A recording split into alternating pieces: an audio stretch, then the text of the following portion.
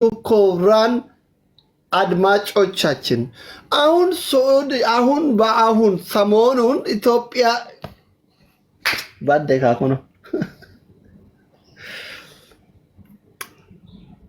ያ ረቢ አማሪፍ ፈቀና አላፍ ሲወላት ማልማ ቢዩማ ፈረንጂ ደቆ አማሪፍ ኩን እንግሊዝ ኩን ማለት ያባደ ያው ይቆልብና ያታኑ ቢየን ኢትናኛቱ ኮልፍና ማለት እንደብስ እንከነና እውነት ለመናገር ቀልዱም ቀልድ ነው። አሁን የተደረገ ያለባል ጥሩም አይደለም። እኔም እምላችሁ የአማራ እህት ወንድሞች አሁን የእናንተ ልጆች ሳዑዲ አረቢያ ላይ ሚሰሩት ያሉት ስራው ጥሩ አይደለም። እኛ ኦሮሞና አማራ አብረን በልተናል፣ ተዋልደናል ምናምን ነው ተዋልደናል እንኳን ወልፉ ነው ተዶታ ምናምን ይላምቲ አብረን አንድ አገር ህዝብ ነን፣ አንድ ኢትዮጵያዊ ነን።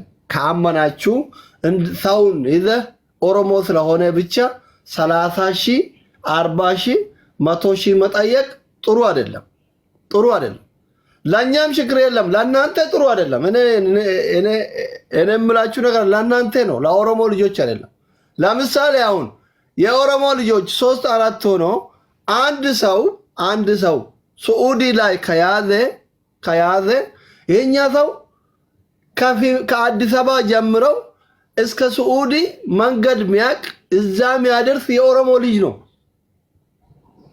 ይሄን መንገድ አማራ ልጅ ወስዶ ሳዑዲ የሚያደርስ የኦሮሞ ልጅ ነው። መንገድ ላይ እህትን ብገልስ ወንድምን ብገልስ 100,000 ብጠይቅስ ለናንተ ጥሩ አይደለም።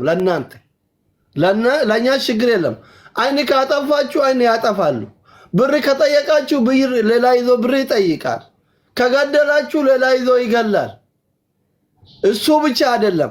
መሬት ላይ ከወረደ ይሄ ነገር መሬት ላይ ከወረደ የኦሮሞ ልጅ ጎንደር ላይ አይኖርም፣ ጎጃም ላይ አይኖርም፣ አማራ ክልል ላይ አይኖርም። ግን በሚሊዮን የሚቆጠር የአማራ ህዝብ ኦሮሚያ ላይ አለ። ለነሱ አስባችኋል? እንዴት አመለካከት የእናንተ አመለካከት እኮ ግራ ይገባኛል እኮ። ጅማ ላይ ብዙ አማራ አለ፣ ወለጋ ላይ ብዙ አማራ አለ፣ ሸዋ ላይ ብዙ አማራ አለ፣ አርሲ ላይ፣ ሐረርጌ ላይ፣ ባሌ ላይ፣ ኦሮሚያ ክልል እንዳለ አማራ ነፍ ነው። በዚህ አንድ ልጅ ምክንያት የብዙ አማራ እንትን እንዳትጎዱ ነው። እንዳትጎዱ ባይነኝ ነኝ። ፈርቼ አይደለም፣ ፍራቻም የለብኝም። ህዝባችሁ እንዳይጎዳ፣ ልጆቻችሁ እንዳይጎዳ፣ ልጁን የያዙት ልጆች ፍቱት። ሰላም ይሻላል። ለስራ ነው የሰው አገር የሄዳችሁ እንጂ ሰውን ገርፈ ብር ለማስለቀም አይደለም፣ ለማሰወል አይደለም። ሀቢቢ የነገርኳችሁ ነው። ጨርሻለሁ። አማርኛ እንግዲህ አባትና እናት ስለሌላ ቋንቋ ነው። እንዳንበደር እንዳንግዛ አባትና እናት የለም፣ አልቋል። እንግዲህ አሁን ኦሮምኛ ቋንቋ ቢሆን አባትና እናት አለ፣ ሄደህ ትለምናለህ። ትግርኛ ቢሆን አባትና እናት አለ፣ ሄደህ ትለምናለህ። ስልጥኛም ቢሆን አባትና እናት አለ። ይሄ አማርኛ እኮ አባትና እናት የሌላ ቋንቋ ነው። እኔ ጨርሻለሁ። እምላችሁ ነገር ለራሳችሁ ስትሉ ይሄንን ግርግር ተውት፣ ልጁን ፍቱት። ካኑ ኡማቴ አማረፍ መግለጫን ከነነ ይኮን አውካኑ ሙራተኒ ቃተው ሊገድ ቢፊገነ ተኮልፈን ኮፕሌንኪ ዱማራ አማሪ ሃዳ ባንቀቦ እሳፉ ናሞ ዛፋን ኦሮሞተ ሂን እርግፈታ ሂን ቢታታ እሳፍ ዳሬ ፍጤ ማላቦ ማንኩን ግድማ ዋናምን በይነ ነምሃሶስ ኢሲምበር ኡመተ ግድን ቀው አመኑ ተፍጠና ዋጅብ አቦ de wala wallahi asliyati wo amma wankum nagari sitti mo olseni asli yero to ko dagayme ado ko sitti ma lali amma akana mo media kanarra turetti ha turre lola nurratti waga me qadema turulle cabsine mo wanne garuu akkanoo meediyaa irra jirutti ani amma akka duratti yeroo hunda tiktaakii kanaati feesbuuk kan dhaqqabu akka jiru asli na beeytawanii keessa jiru dhugaa dubbachuu fi amma waan tokko kan sirra kaayuu barbaadala akka obboleettii fi akka oromootti Rakkoon ijoollee teenyaa fi ijoollee amaaraa jidduu deemaa jirtu tun rakkoo ulfaattuudha asii dhagee wayin sitti hima. Rakkoo akkanumatti haasawaniituma koflanii nama akkasitti amaarri haadaan hidhee garda duubitti xuupheessisanii TikTok irratti fannisaniituma girgirri godhanii adda bu'anii miti. Okay? Wanti ammaati gootu asli akka nama guddaa tokkotti ilaali. Joonii maanyaa fajaan san takka jedhu. Gurbaa nugusoodha muumarreedha tokko kan Mansuuriin deddeemaa ture tokko. Ijoollee amaaraa keessaan sitti himaa jira laa. Iyyoodhaab. Akka ergaa dabarsii amma yeroo laayif irra jirtu kana afaan amaaraa hanga beektu san caccabsii. Feemasoota asirra jiru wajjin yoo waliin gabbahuu taate mataa wal cirti ijoolleen nam tokko waliif gadi hin ja'u wal fixan. Garuu wanti kun qabsoo miti asli Mahammad. Ijoolleen tuni dalagachuuf biyyaa baatee suudii karaa suudii deemaa jirti. Osoo haati eeggattuu osoo abbaan eeggatuu garaa agabuu bahanii rakkoo tana keessa osoo jiran ilmoon takka tagaara suudii nurraa duutu nu qoccaati. Deemtee yoo sanatti yoo duute nuufirra bu'aa qabdi malee. Fannoo fi Oromoo jennee suudii keessatti ilmoon takka dhiini tokko kagan naqamu nu mararaasi. Haadhaa fi abbaa dhalallee halkanii guyyaa achirraa itti dhagahamaas jira. Wanni kun hedduu ulfaataadha. Amma marii goosisii niiti qabadhaa. Marii goosisii ergaa dabarsii waan kana akka dhaabbatu akka feemasoota yookaan immoo akka warra tiktookii miidiyaa kanarra jirutti uummata kanaa wajjin irratti hojjedhu. Guyyaa kana guutuun yeroon harkanne wallahi tiktookii gad dhufuudhaaf ilaalaan ture laaleetiin bahaa. Si agarraa nama boqonnaa daqiiqaa 20 fudhadhee as ba'ee asii dhageeffadhu. Si galee wanni gaafadhee biiroo gaafadhee jechuudha. Dhimmi kun dhimma jajjabaadha. Ammallee ijoollee Harargee nama 2 qabanii jiran amaarri. Ormishiina naa kannamee jira. Ijoollee Harargee nama 2 qabanii harkaa qaban amma amaarottiin jechuu suudii keessatti. Si galee kanaaf dhimma kana dalagaa godhadhu asni Mahammad feemasoota amaaraa asirra walitti qabi feemasoota keenyaa wajjiniin.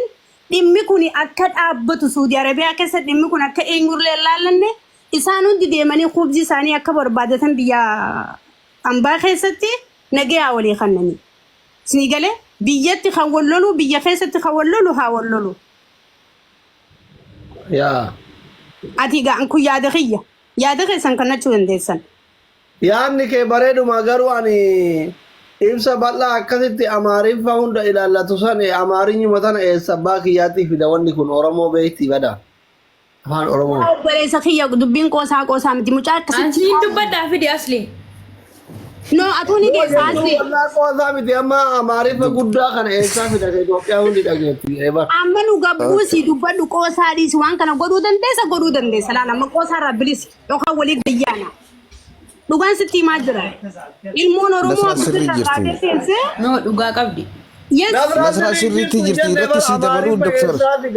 Si gargaara asli duuba dhaabannee si gargaara. Ati qofa sagalee kee dhageema mala waan sirraa abdii qabuuf sirraa amantii qabuuf amaaroonni kan Finfinnee jiru dhufee mana keetti akka dubbatan ani shakkiin qabu. Nama biraa ifitti laaqini. Si gargaara kun afaan Amaaraatti sin gargaara anis nin jiraate. Jirran jiru. Dasti gabbuusee taa'ee haa dubbatu asliilla. Okay, yaada keessan irratti artistii teenya kabajamtu irratti dabalee dubbadha waa'ee isin jirtitti. Dr. Asli, wallahi uummanni amma asii wakabuma laala malee waa'ee lafarratti miidhaa fidu hubatee hin jiru. Artistiin Nasraan Gursum maglacaa kennina. Egaa maglacaa kenna jettan maglacaa kennina yaa Rabbi amaariffa kana na heddummeessi. ውድ የተከበራችሁ ክቡራን አድማጮቻችን አትኔ ጅራ ዋንተ ማና ባፈዳቶ ፍዱ ማና ፈርሷቶ ፍዱ ማና ስሚያቶ ፍዱ ማና ኪያቶ ዋንቲ ጎቹ ኑረ ጅራቱ ነሚኒቱ ሞማ የስ ቲክቶክ ነጉባታ ሁምቢ አከማ አችረት ነሙ ሁንዱ ወልገሄ ማልቱ ጎደሙ ቀበካ ጀዱ አክቲቪስቱነ ሳንለ ገመ ሳኒቲን ስንለ ገመ ኦሮሞቲን ወሰጆለ ከኛላ ፈራ ከሳ ጎቹን ታነ ቀብጢ ገመ ለማን ከነረት ላልነይቱ ጀሪ ሀርከኒ ከና እንከን ሲፍነ ሰራስተ ቦሮስ achirratti immoo isin humna jabaan duubaan ta'uun hedduu murteessaa natti fakkaata. Amma immoo yoo gabbaatanii nagaa labsitan sodaa wayii fakkaatu xiqqoo ishii. Yaadni keenyaa gala. Amma ina yoo fakkeenya bakka itti tuman san anillee dhaqee namni birallee dhufee maal jedhe أكوان أورمون كلهم دي نما نياتا تاي كولر غودا هنجرو نما انجر ألم سيغالا متي bakka sanatti akkam gootan nadagee bakka sanatti akkam gootan no nadaggeeffadhu bakka sanatti gastiirran baatan teessanii dhaggeeffattan nu gashaa jettanii yeroo jala barreessa sin gashinaa namni afaan amaarinyaa beeku asli nutti seenne asin hin jedha jechuu namni dubbiin xiqqaatus guddatus hanga tokko jawaar jalatti waan guddanneef siyaasa xiqqoo uma beekna. Amma bara kan ina ka amma namni jawaar jala guddate akkatti yaadu ka bara maati ujoolee hunduu fakkeenyaaf yoo ati nama tumaa jiraate usmiyyeen nama tumaa jiraate hundi keessan achirra gasii irratti argama. No argamaa miti achirratti nu kadhattan dhiisa ila achirratti. Ijoollee nama lama olii hiitee tiriin tumaa turte si jala ture fakkeenyaaf hidhadheen laala bara. Jechuun gaa isin achirratti nagaa labsitan ila isin achirratti nagaa yeroo labsitan. Itti dhadhaba. Ila sodaa mitiyan akkaawuntiin na jalaa gubatallee fi mitiyan. Gidee mati dhayitu kana gurguddama isaanitti erga yaanii qubasitti qabana. Nama gidee isin mucaa xiqqaa tokko guddaa tokko olii hiitanii tumaa turtan si jala turan. Ijoollee ta'an jalallee ture. Hin argina bar. Hidhanneen laalla malee hin argina bar. Gubbaan ulalle si ma jala ture bara. Nama 2,500 ture si jala ture. Afarsoo fa'aa wajjin gubbaa seera turtanii mucaan akkaawuntii sanii saala hajjedhaa isin argaa ture. Garuu gideessa yoo anjooyin godhe fakkeenyaaf hanumaa xiqqaa kana Oromoo gadi macarrashaa Oromoo kana alagaan guddaa seya. Hanumaa miskiina biyya maqaa jiru kana gurguddama isaaniitu ergaa jiraa jira. Waan namni namaan jedhullee duuba akkuma nama qabanillee ofirraa laaluu qabna bari yoo tokko. Isin tumuun kan boksiin si dhaye boksiin dha'uu sirrii gootan. Garuu walqi hundi dha'uu miti. Yoo hafarsoon yoo ati lolaa taate ani gaarii ta'uu yoo usmeen gaarii ta'e tokko badaa ta'uu akkasitti wal qabatan. Wal qabataa walitti caangodhaa wal gadhiisaa deeman malee yoo feemasiin hundi bakka tokkotti dhufeetiin tumaa jedhe xuruu miti. Asli amma kam seeta dhagee waa tokko isinitti hima ijoollee Oromoo. Kingadis na dhageessaa.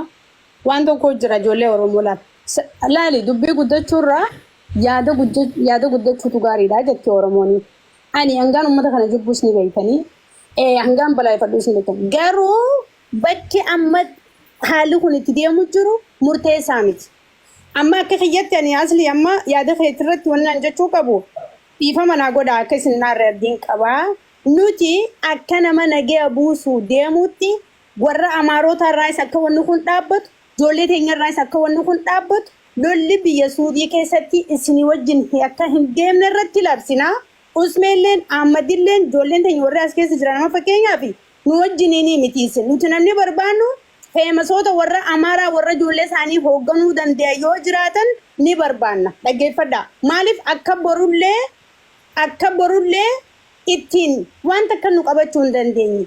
Yoo nama if biraa dhabne immoo isini akka uummata kana irra deemtanii gabbaanee labsina yoo uummanni isaanii dubbachuu baate jechuudha Oromoo kana dhaggeeffadha. Yeroon kana jiru sodaa miti. Fakkeenyaaf abbaa keenya sallaalaatiin ture kan mucaasaa saniif akkasii booyuu haasawa hedduu miidiyaa irratti deemu jirus dhaggeeffachaa hin ture asli funyooniin dhufee sitti himee fi akka jechuun jirtu ijoolleen teenya irra guddaanii yoo isaan nu dhawan ni dhooyna yoo isaan nu ajjeesan ni ajjeefna yoo isaan nu hidhan ni hiina yoo isaan maallaqa nu gaafatan maallaqa gaafannaa waan jaamu jirtu akka adeemu jira asli kun hundi iiziidha rakkoo miti haadha dhalte abbaa dhaleef kun immoo ulfaataadha asli maamma ilmi isaa yoo bosona deemee bosonatti Oromiyaa fi Oromoodhaaf jecha yoo biyya keessa wareegame ilmi Oromoo loluu fi lolchisuudhaaf dhalate. Garuu biyya baqaa aarsaa dila kana kafalee deemee bishaan bahar gubbaa gaara Suudii Kamis keessa deemee durriyyummaan takka karaarraa qabdee yerootti taphattu kanarratti hin hayyamnuusi hanga dandeenyutti nagaya labsinee akka isin nagaya taatanii namni hundi dalagatee galu. Kan lolli biyyaa lola biyyaati asiin fidadheen jira. Isinitti hin deebi'e waan irra geesse asii waan asirraa barbaadu uummataan ani maqaa siyaame san nuti haga bilbilaan barbaadutti illee geenya. Because dhimmi kun dhimma jajjabaadha asli maamma. Siigalee dhimma salphaa miti. Nuti obboleeyyan keenya guutuun karaa kanarra jiran akkasuma ilmaan namaa sagalee kun jira kennu. Karaa irra jiran.